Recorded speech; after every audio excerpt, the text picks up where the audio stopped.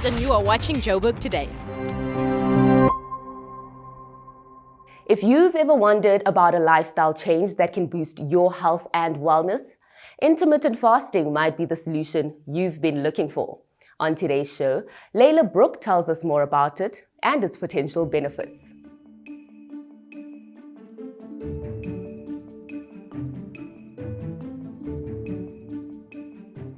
So when we refer to fasting, obviously you get religious fasting, which is usually obviously for religious purposes.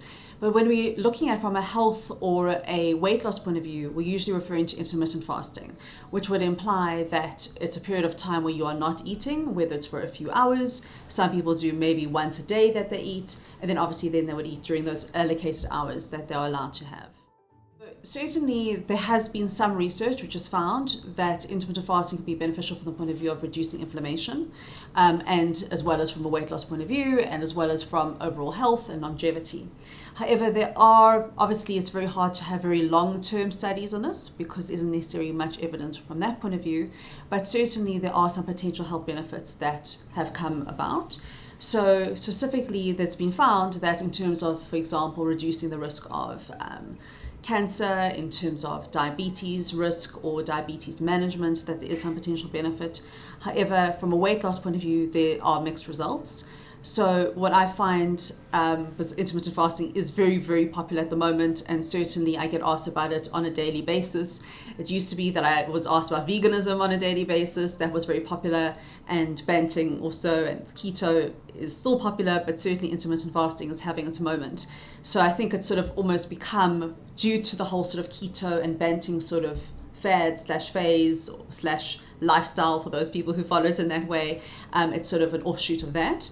But in terms of the sort of popularity of it, I think a lot of people like the idea that they can sort of eat whatever they want to an extent. However, what I find is that those people who do intermittent fasting, so let's just say at the most basic level, which would be not eating breakfast basically, and then maybe eating from say 12 o'clock onwards, I find in the case of those sorts of people that what they often find is in the beginning, they tend to have good results. They tend to find that they are losing weight quite effectively. They find that it's working for them. However, what tends to happen then after that initial period of time is either their weight loss starts to plateau, or even what ends up happening is that either then in plateauing, they start to actually regain weight. And a big reason for that is that, firstly, they haven't necessarily made any long-term changes to their diet. They haven't actually tried to eat better, they aren't necessarily eating healthier. All that they're doing really is they are cutting out breakfast. So in terms of the calories for the rest of the day, in terms of the actual nutritional balance, that hasn't necessarily improved. So what ends up happening then is there's a mindset of, oh, well, I haven't had breakfast, that means I can get away with an extra pastry or whatever it may be later in the day. So they don't necessarily have the calorie deficit that's required to lose weight in the long term in terms of that, and they land up then slowly regaining weight, or as I say, plateauing. So there's a lot of other issues that come into the intermittent fasting in terms of the practicality and the safety of it, and the effectiveness that aren't always so straightforward. So that's why it doesn't always work for everybody.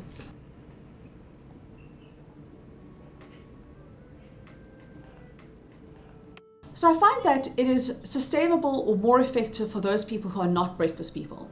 So if you're the kind of person who breakfast is not a priority for you, then that's fine and it can work for you, rather than forcing yourself to eat breakfast if you're not into that. However, if you're one of those people that you can't get through the day without breakfast, I know I'm one of those people, then it would not work for you. But I wouldn't recommend it to everybody unnecessarily. And also there's ways to do intermittent fasting without having to do intermittent fasting. Instead of having to do, say, a 16-hour fast with an 8-hour sort of eating window, you can also do a sort of different option or an alternative where essentially you are doing sort of like, you're keeping your meals within a 10 to 12 hour period. So if you, for example, eat breakfast at 7 and you're finishing eating dinner by 7, then that's at least 12 hours where you're not eating. So that also forms a kind of version of intermittent fasting because you're still creating a break of not eating. And also you can do another form of a modified fasting where, say, a couple of nights a week, you only have vegetables for dinner. So you also are once again creating a period of time where you're not having, say, the protein and the carbs to the extent to which it would sort of affect the fasting period. This is worth trying. You know, it won't do any harm. if it doesn't work for you. And also for someone who, say, is concerned about sort of longevity or health risk, maybe they've got a family history, say, for example, of diabetes, whatever it may be, and they want to sort of lower their risk. That's something also that could be considered. However, even that doesn't need to be something that's an everyday thing. So if you were wanting to do intermittent fasting, firstly, it's important to look at why you want to do it. So if you want to do it because all your friends are doing it, usually not a good enough reason.